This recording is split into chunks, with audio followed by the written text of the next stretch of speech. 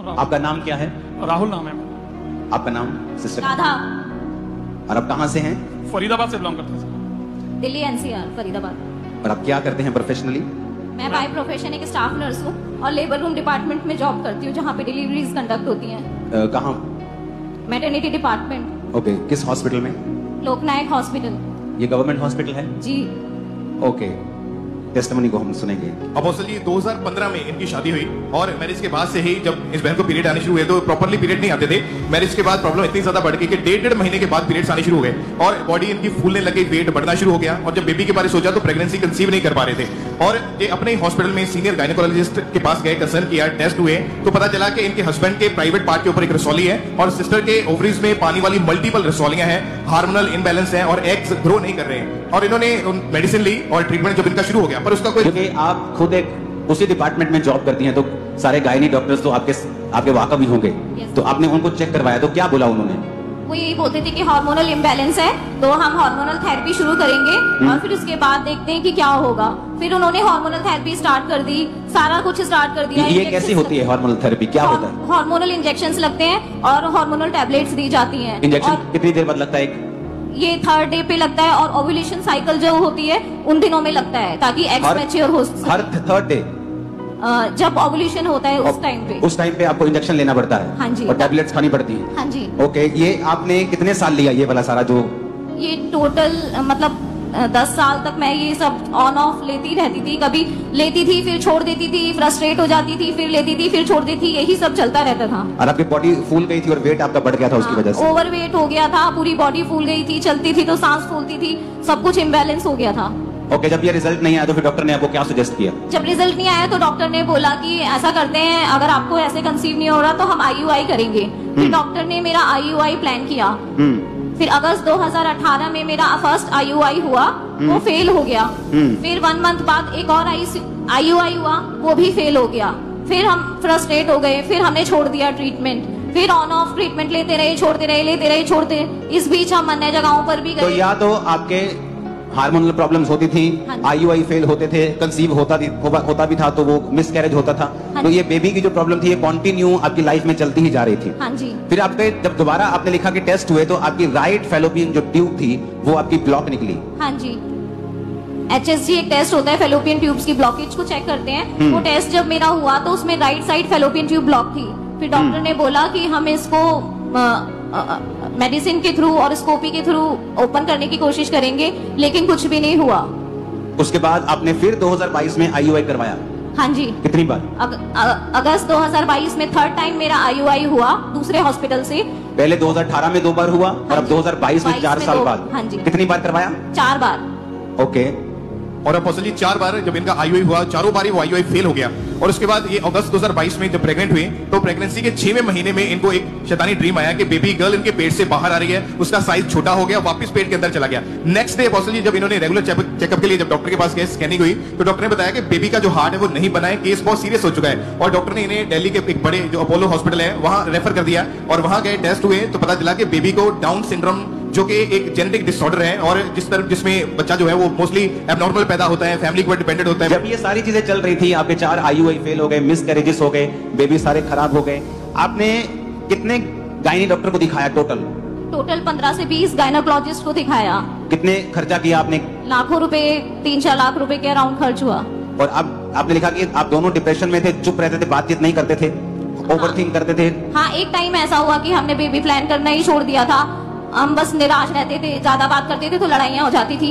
हम मतलब कलेश रहता था, मैरिड लाइफ पूरी तरीके से डिस्ट्रॉय हो चुकी थी। आप लेट नाइट तक घर के बाहर रहते थे? आप भाई कहाँ रहते थे आप लेट नाइट तक? मैं बाहर रहता था। क्या करते थे? घर में मन नहीं लगता था तो बाहर शराब पीते थे? क्या करते थे?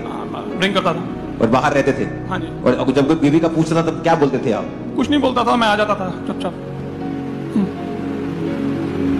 और ये कि 10 साल चला ये सारा सिलसिला, आपने 15-20 डॉक्टर चेंज किए, IUI IVF ये शैतानी नहीं है, लेकिन जब ये फेल हो जाएं, और परमेश्वर कई बार ऐसा होने देता है ताकि हम रियलाइज कर सके कि मेरी जिंदगी में जो भी हुआ है वो परमेश्वर ने किया।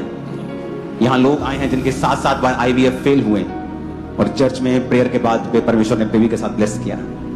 आपकी लाइफ में बदलाव कैसे हुआ? आप कैसे शुरुआत हुई बदलाव की, कैसे मालूम हुआ परमेश्वर के बारे में?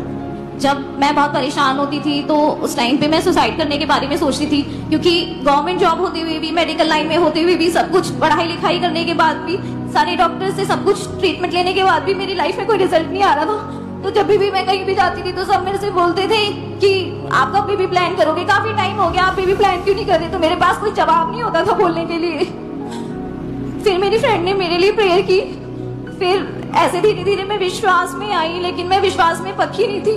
फिर एक दिन मेरी फ्रेंड ने अंकुर मिनिस्ट्री के बारे में बताया, और जब मैं फर्स्ट टाइम खामला चर्च आई बिग मीटिंग में, तो स्क्रीन पे टेस्टिमनी चल रही थी बेबी ब्लेसिंग की। सेम वही केस चल रहा था जो मेरा केस था, जेनेटिक डिसऑर्डर का। वो गवाही जब मैंने देखी तो मैं बहुत रोई, और फिर मेरा विश्वास बढ़ा परमेश्वर पे। और फिर जब मैं गई तो मेरा विश्वास बढ़ता चला गया। मैं मीटिंग्स अटेंड करने लगी, और एक दिन मैं प्रीचिंग सुन रही थी अपोस्टल जी आपकी, तो उसमें आपने बोला कि अगर आप 1 साल से ज्यादा के विश्वासी हो तो आपको ब्रांच में सेवा करनी चाहिए। तो फिर मैंने अपना नाम सेवा के लिए दिया, और जब उन्होंने मुझे सेवा दी तो मैं लगातार सेवा करती रही। इसी दौरान फिर मैंने अपना काउंसलिंग के लिए आई। जब मैं काउंसलिंग के लिए आई, मैंने अपना केस डिस्कस किया, तो उन्होंने मेरा ले हैंड कार्ड बनाया। ले हैंड कार्ड बनाने के बाद व्हाइट गारमेंट मीटिंग में मेरा ले हैंड हुआ आपके द्वारा और मम्मा जी के द्वारा। उस ले हैंड को हम देखेंगे अभी, थोड़ा पीछे से चला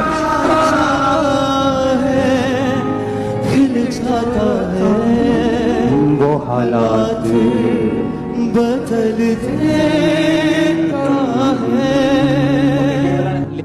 बहुत जल्द आप सबका होने वाला है, सब लोगों का, एवरीबॉडी, सबका।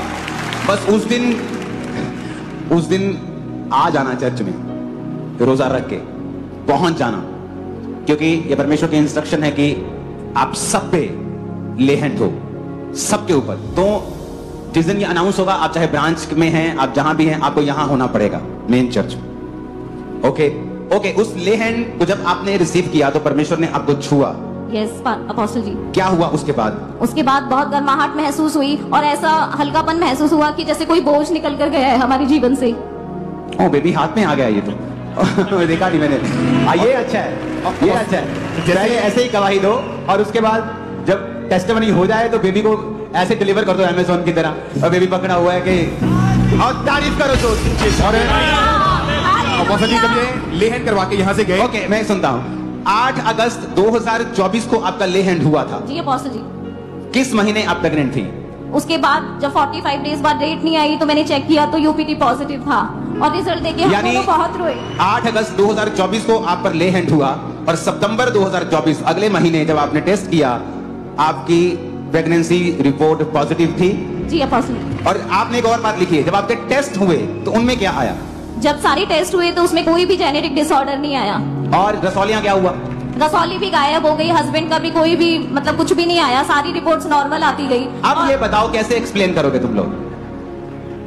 अब प्रेगनेंसी पहले भी हुई, जेनेटिक डिसऑर्डर की एक प्रेगनेंसी हुई, लेकिन पीसीओडी साथ साथ थी, रसौलियां साथ साथ थी, सब कुछ साथ चल रहा था। डिप्रेशन, टेंशन, रसौलियां, हस्बैंड का भी प्रॉब्लम चल रही थी। ले हैंड के बाद अगस्त को होता है, अगले महीने चेकिंग होती है, प्रेगनेंसी पॉजिटिव होती है। स्कैनिंग के दौरान जब देखा जाता है बेबी के अंदर कोई भी प्रॉब्लम नहीं निकलती, रसौलियां गायब हो चुकी होती हैं, कोई अटैक नहीं होता है, और ये